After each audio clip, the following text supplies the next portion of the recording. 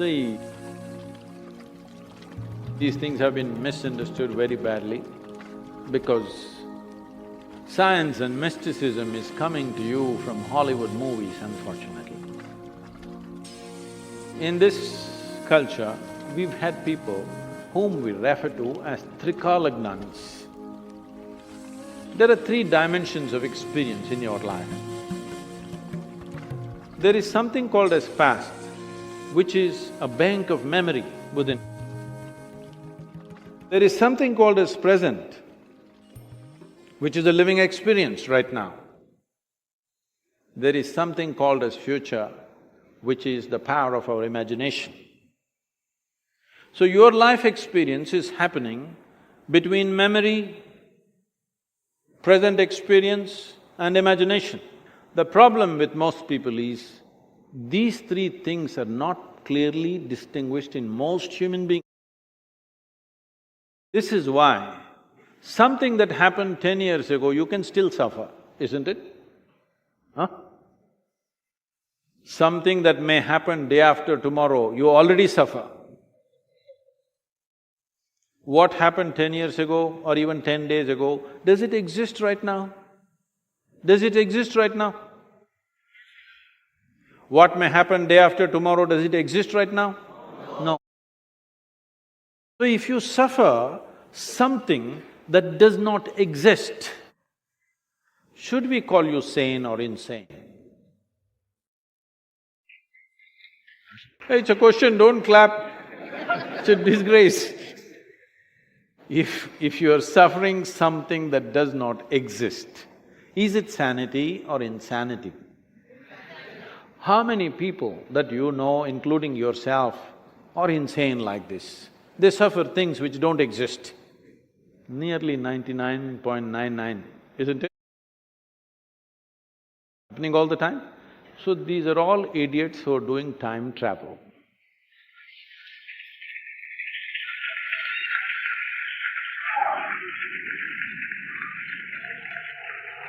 Time, in the yogic sciences, modern physics always grapples with these two dimensions, time and space, or space and time, that's how they refer to it. In yoga, we call this kala. The word kala, even in Tamil, means time. But kala also means emptiness. Kala means darkness. Darkness means nothing is there, no light, no nothing, that is empty space. Kala means time. So we are using the same word for time and space. We just have a distinction called kala and mahakala. There is time which is caused by revolutions of physical dimensions of life. When I say revolutions of physical dimensions, everything that's physical is in a circular moment. Whether it's an atom or it's a whole cosmos, everything is in circular moment. The planets, the universes, everything. Everything that's physical essentially is in circular moment. So this is kala, the time that you know because of rotation of physical objects. If the planet spins once, we call it a day. If the moon goes around, we call it a month. If the planet goes around the sun, we call it a year. This is the only way you know time. So time that you know is only by cycles. There is a time which is beyond physical nature, which is not because of circular motion of physical objects. This we call as mahakala. Mahakala includes the space also. Generally in modern physics, the general understanding is, because there is space, because there is distance, there is time. You want to travel from point A to point B, you need time. But in the yogic sciences, from our experience, we see it like this, because there is time, there is a possibility of space. It's very beautifully put by Adiyogi, over 15,000 years ago. When these seven sages, his first disciples, asked him, what is the nature of this cosmos? Where does it begin? Where does it end? How big is it? He laughed and he said, your cosmos, I can pack it into your mustard seed. Very efficient pack. He said, this entire cosmos, I can pack it into your mustard seed because it is only a consequence of time. The space and the distance is only a consequence of time. So we call people Trikalagnanis, and we also call people as Akalagnanis. That means timeless people, people who are timeless. Timeless means what? You're sitting here right now. If I make you sit here for another 6 hours, no, it doesn't take that much for you. If I make you sit here for another 2 hours, Sadhguru, at least water. Okay, drink water. Drink water means Sadhguru. That calls, okay, go and come. Another 2 hours, Sadhguru. Okay, we give you that. After that, you don't ask permission. Your body is cycles of time, isn't it? You don't have to look at the watch. If you observe your bladder, you know how much time. Yes or no? It's keeping time. So, your sense of time right now is only because of your physical identity. If you can sit here without any sense of body, then you don't know time. You've heard of people who sat for hours on end, days on end.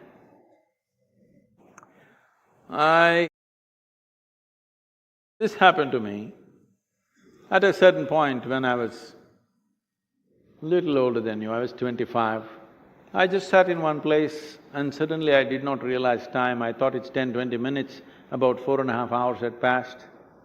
And I was like blowing with ecstasy.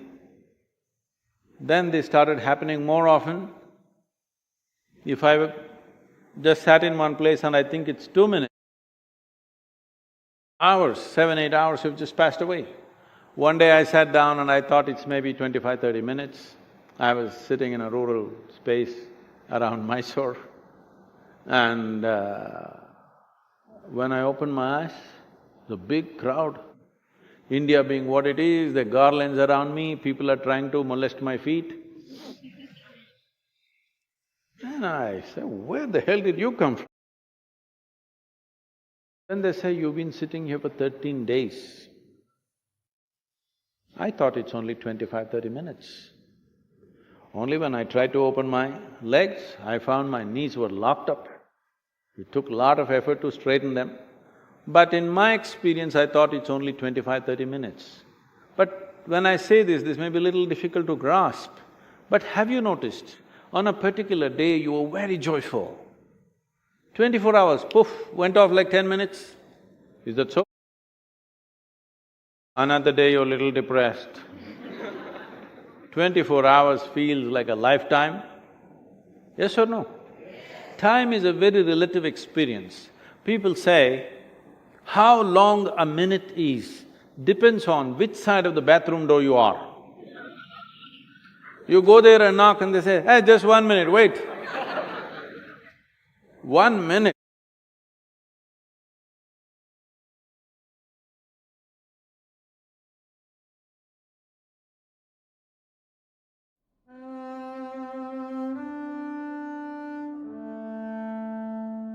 Auras are of many kinds. Too many fancy things have been told about it by the New Age community today. What you call as aura is even more superficial than the skin. If your focus is on the surface, you will have a miserable aura.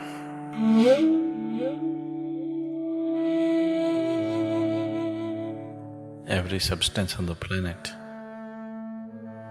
has a certain field of energy around it. Or what you see as substance on the planet is actually energy. It's a scientific fact.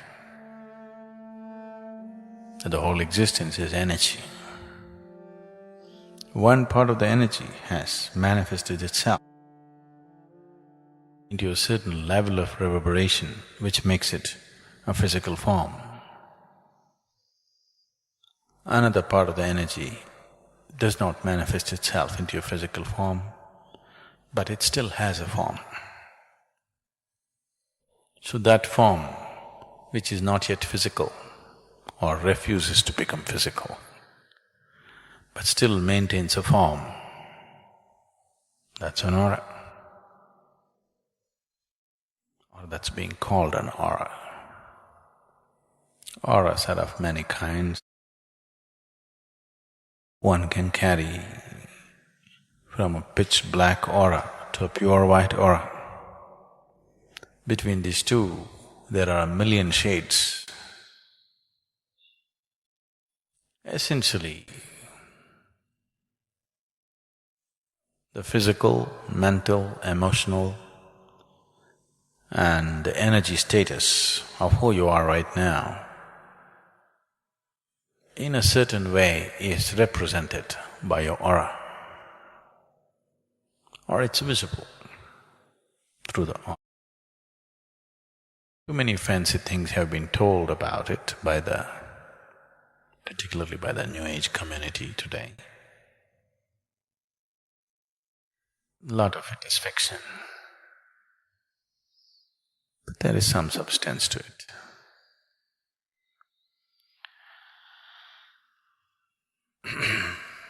I don't think you should concern yourself about such things. Don't try to see people's aura.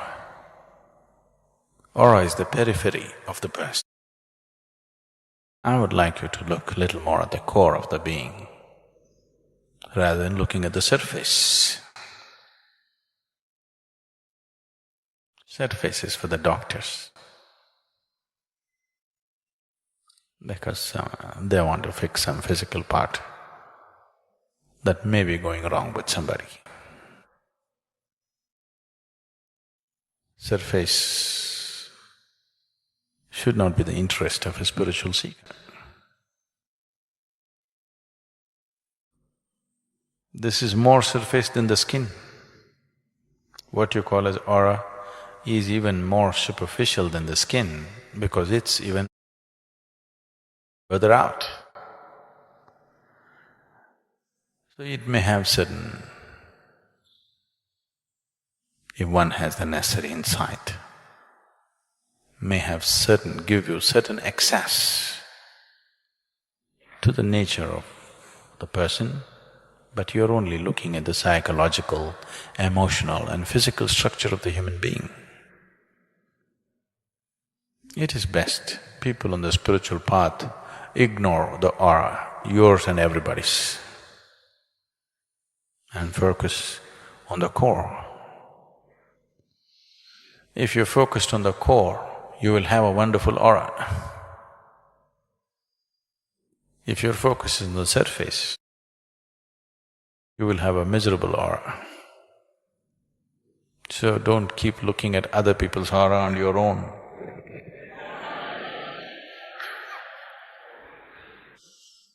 It's time you looked at the core of this one and that one. If you look at the core of this one, then naturally you'll see the core of everything, because in core, this and that doesn't exist. In core, only this exists. On the surface, this and that exists. So,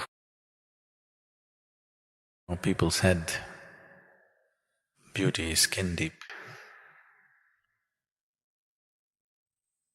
Yes, certain type of beauty is skin deep.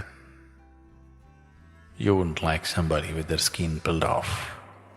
If you saw somebody's skin peeled off, you wouldn't think they're beautiful even if they're the same people. That way, yes. But aura is not even skin deep, so it's not worth spending time on it.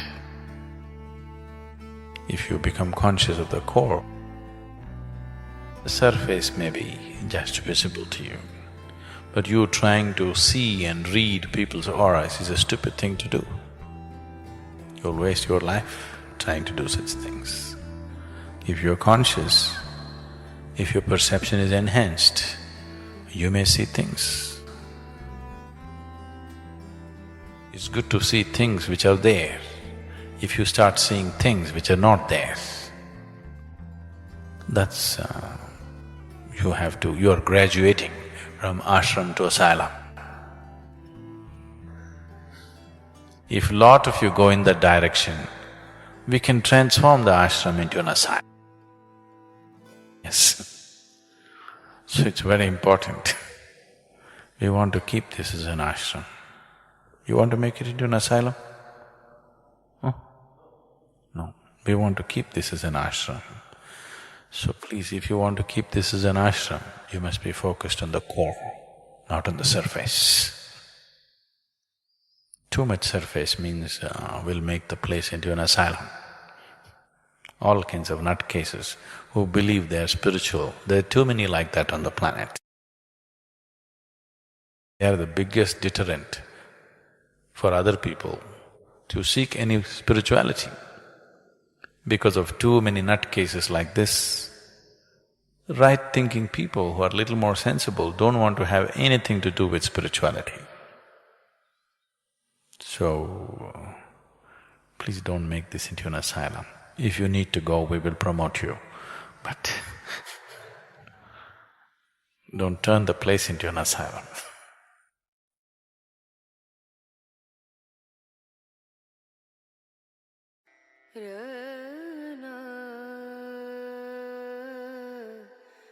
Now I want you to observe, is it happening once in 3 months? Is it happening once in 9 months? It's so uncanny that even physical situations happen exactly the same way. Depending upon how unaware you are, how destabilized you are, you become available to those cycles. Spiritual process is telling you how you can get away from these cycles.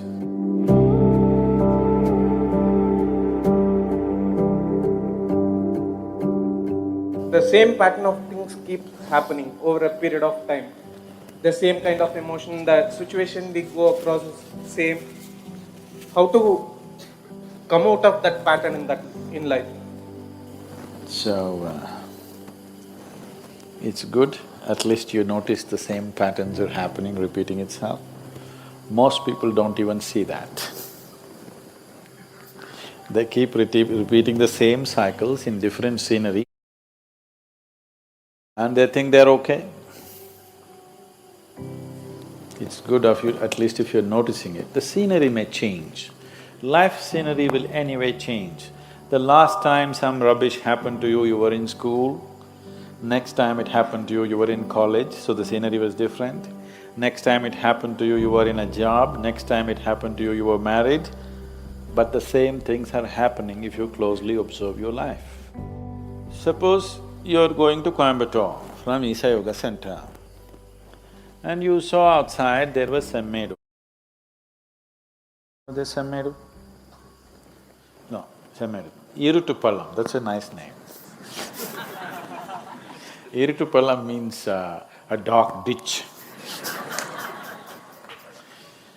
So you were going to Coimbatore, you came to Irutupallam and you looked around and you passed. Now there's no danger, they put a bridge. There was a time when you had to go through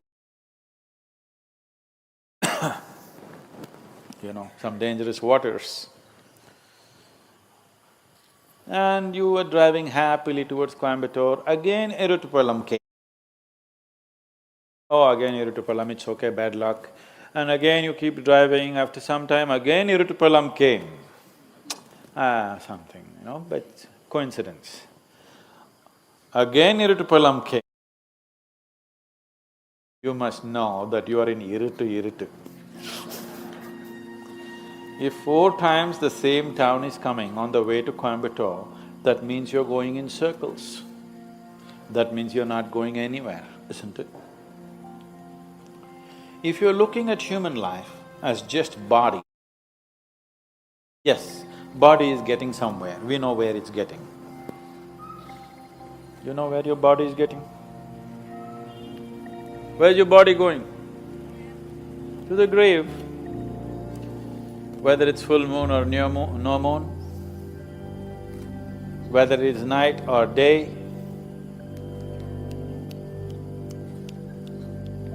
body is going 10 seconds closer to grave, 20 seconds now. As I'm talking, you're getting closer to grave physically, that's all that's happening. If you exist here as a physical entity, that's all that's happening. And if you exist here only as physical entity, slowly you will see life will be play, then it becomes pleasure, then it becomes so many things, then every joint hurts, and then it gets terrified because it's coming to an end. Physical life, this is a progression. You don't have to go through it to know it.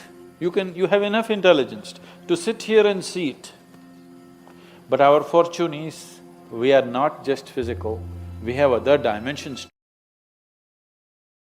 In terms of your mental status, either it can continue to grow or it can go in circles. In terms of your emotional status, it can continue to grow or it can go in cycles. Other dimensions you may not be aware yet, but even there, you can go in cycles or you can go somewhere. Now when you say, I notice that my life is going in cycles, you're essentially talking about the situations around you. More than that, you're talking about your own mental and emotional states going through the same cycle. Some of the ladies, with all due respect I'm saying this, some of the ladies may observe this better than the men because their mental and emotional cycles are shorter. Every month at a certain time of the month, at least many of them go through a certain level of mental and emotional states which are repetitive. Because every month it's being repeated, they clearly know it's happening because of this. Because of a certain physiological situation, it is creating a certain psychological situation, is something that they can clearly notice. But unfortunately, you don't have menstrual cycles. I'm saying unfortunately, because if there was such a strong reminder, you wouldn't miss it. Because your cycles are of a different kind, you can close your eyes to it. You can go through life the same way without noticing it. Women are blessed because they cannot miss it, they can notice it, that this is happening to them.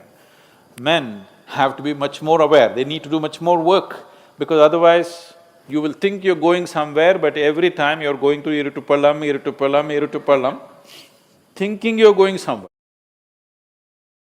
Physiologically, there is a strong reminder in the female body.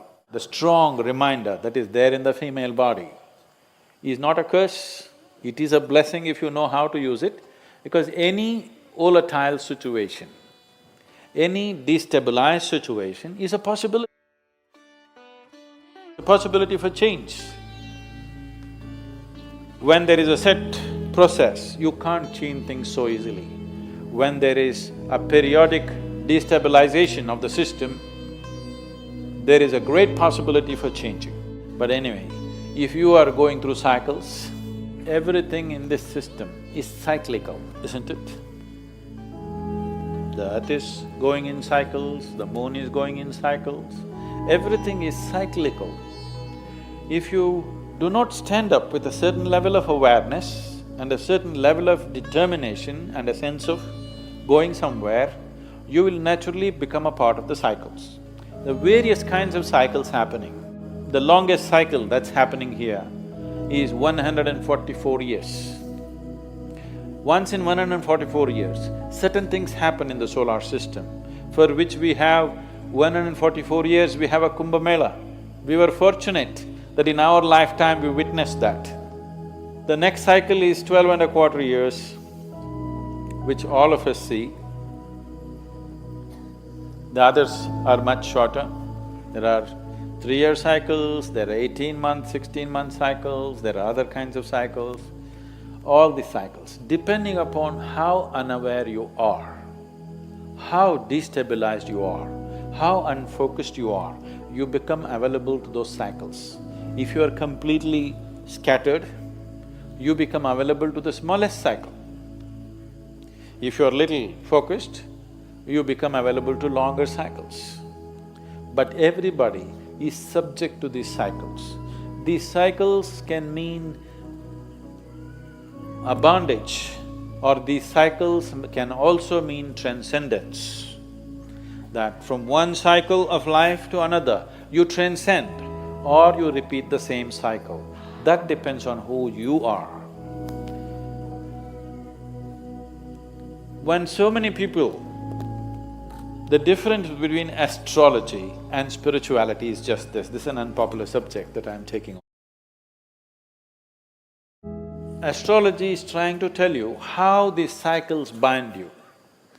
Spiritual process is telling you how you can get away from these cycles. We are not denying the cycles. It will be stupid to deny the cycles. The cycles are definitely there, but we are looking at the possibilities as to how you can slip away from these cycles. If you live by the cycles, being conscious of the cycles, your life will have a certain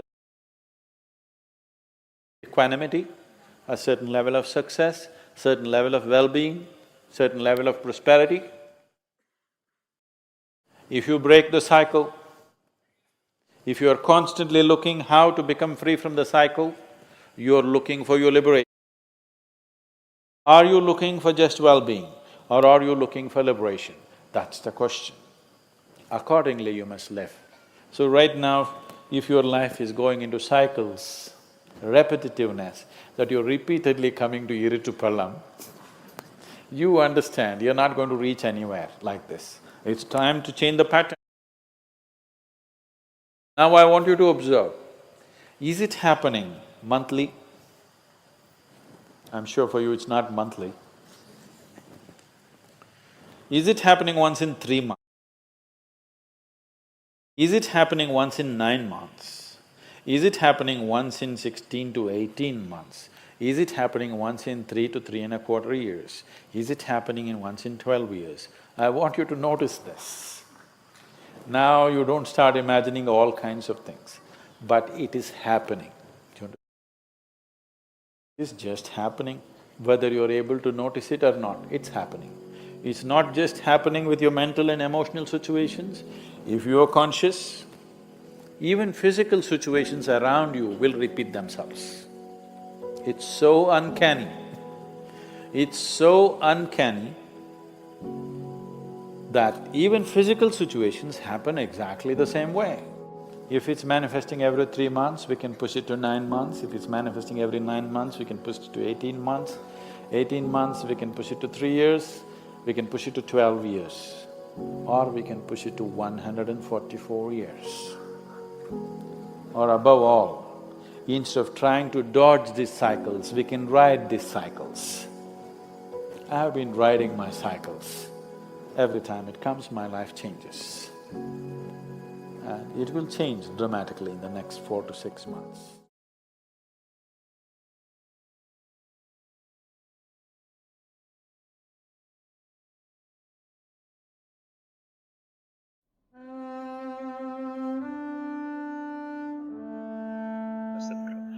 One of the tasks that we are given and trying to do is to taking care of a kid at home, taking care of your children at home. But we are troubled with whenever we need to make a decision or not to make a decision, we are troubled with like what to consider and what not to consider.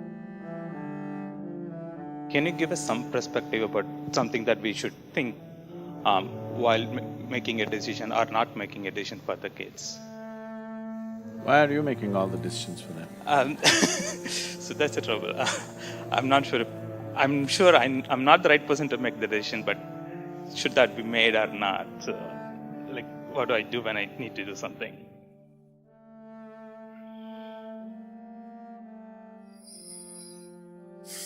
First thing we need to understand is children only come through you. They don't come from you. They're not your property to be conducted whichever way you feel fit. Now, If you treat them as your property or your future investment, if you treat them as such, you are committing a certain sacrilege against creation and the Creator, for which there will be a price. Simply it'll come in the form of life, or maybe it'll come in the form of your children, the price. Yes, it'll be very unfortunate to see that. I'm saying this, very cruel thing to say to any parent, but I'm saying this because it's a very cruel thing to parent a child. A child doesn't need that. But please see, in so many ways you're doing everything possible to see that he remains dependent on you in some way or the other. You're not thinking of liberating him. So, the moment you start working, you want your children to be attached to you, isn't it? Well, you yourself open Bhagavad Gita and read and say, you should not be attached, I should not be attached. You tell your wife, see, don't be attached to me. But your children, you want them attached to you. So, before you choose to have children, you must think about these things, but if already it has happened, now at least now you must think about it properly, seriously. One thing is, if you want to produce something little better than yourself to the world, it's important. If you produce a child, it must be at least one step better than you, isn't it? The same nonsense is going to happen once again. What's the point?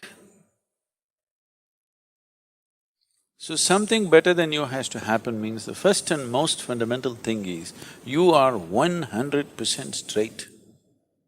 Even if it's embarrassingly straight, you're 100% straight is important. This is something very hard for most parents because that's the only place where they get to boss around. They have a committed audience in their children. Wherever else they speak, nobody will listen to them. Children till they become 12 years of age. 13 is dangerous. Till they become 12 years of age, you have a committed audience. You're losing that also, many of you. Much earlier, isn't it? Yes, much earlier you're losing it. So, how old are they? Huh? Okay, there's enough room for correction. You must do this. Stop parenting them.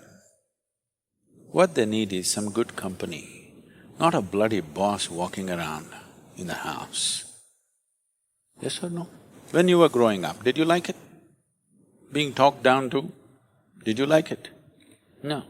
So what they need is a friend. They don't need a bloody father and… that job is already done. Fathering somebody, mothering somebody means biologically delivering them, that's been done. Now they're trying to become a life by themselves. What they need is a friend. The only qualification you have against them or over them is, you came here a few years earlier than them, that's all you have. What else do you have, I'm asking? Are you sure you're more intelligent than your child? Are you sure? Huh? What? Yeah. So, the most important thing you need to understand, just you came here a few years earlier than them. All you have done is a few years earlier you landed here. Beyond that, you have no other qualification to tell them what to do and what not to do. Yes or no? But the other consideration is, if you don't tell them, somebody else unqualified advice on the street will happen. You only have to guard them against that. But if you have to guard them against that you must have the courage to bring them up in such a way that they don't take any advice from you either. You say, what I say you must listen, but don't listen to your friend. He's telling you to take a drug, don't listen to him.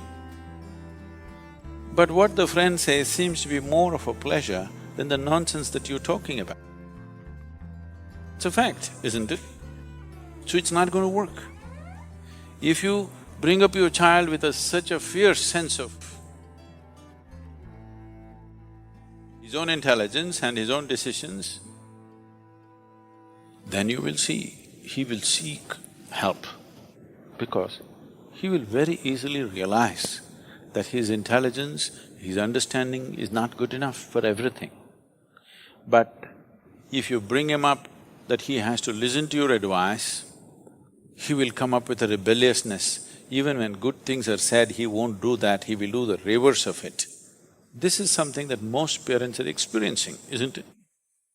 He wants to do just the reverse of it, just to feel independent, because he doesn't know what it means to be independent. So, 4 is not bad. Now, you can start treating them as just one more person, not as my child, it is not yours, I'm telling you. At the most, you're given some genetic substance to create a body. You can't create a life, don't have such grandiose ideas about yourself. You cannot create a life. You just provided some substance, some genetic substance to make a body, yes? That too, you did not think about all these things. Out of your own compulsions, you do something and they land up. Yes? So, understanding that a child is not your making, it's a privilege, they have come through you. Enjoy the privilege, cherish the privilege, respect the privilege. Do not abuse the privilege that's been given to you. It's very important. Why are you brought up this or that? You're supposed to grow up as a human being, isn't it? It is just that most people never create an atmosphere for people to grow. They are brought up the way you want them to be, not the way they should be as life. If you're not ramming up nonsense into their head, they have a tremendous sense of observation. And observation naturally pops up a million questions. You answer as many questions as you can, the way you know it. What you don't know, you just tell them, I don't know. My only problem is I came a few years earlier than you, this doesn't mean I know everything. Admit it to your children, what's the problem? Yes? You think they can't read, you're not even bloody sincere about things that you're saying? You think they can't see it? If you think they can't see it, I want you to know, by the time they are 10, 12, 13, if they have some problem within them, they don't come to you, they go to their friends. Why? Because they feel they are more sincere than you. No other reason. Yes, sir. You're acting like you'll drop from heaven. Who wants to listen to your nonsense? Unless they're so bloody brainwashed by the time they're 10, 12. They will not listen. Any intelligent human being will not listen to bullshit. Yes or no? Unless you're brought up on it seriously. So, just handle this privilege sensibly, respectfully. Do not abuse this privilege. Just you have to protect them from wrong influences. Rest, leave them free. If you think they will anyway go wrong, that must be your own self-knowledge. You're so sure of yourself, my children bound to go wrong. Just protect them from… you have to protect them a little bit from wrong influences. But at the same time, they must remain free of your influence, which is also a bad influence. I'm saying, if you show that what you're doing is of real worth and you're willing to invest your life in that, why would your children not invest their life in it?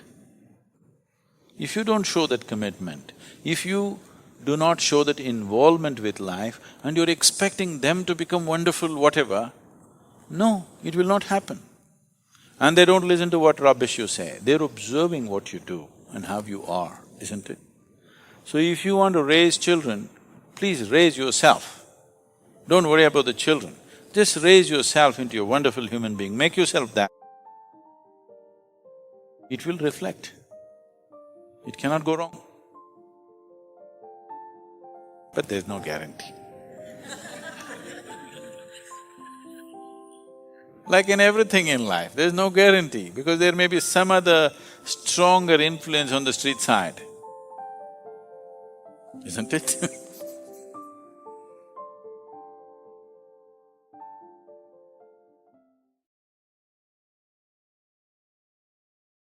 If you made it this far, it's because something spoke to you on some level. Let us know where you're watching from, subscribe to the channel, check out the links in the description for more reflections. Because honestly, very few people make it to the end. Thanks, big hug, and see you in the next video.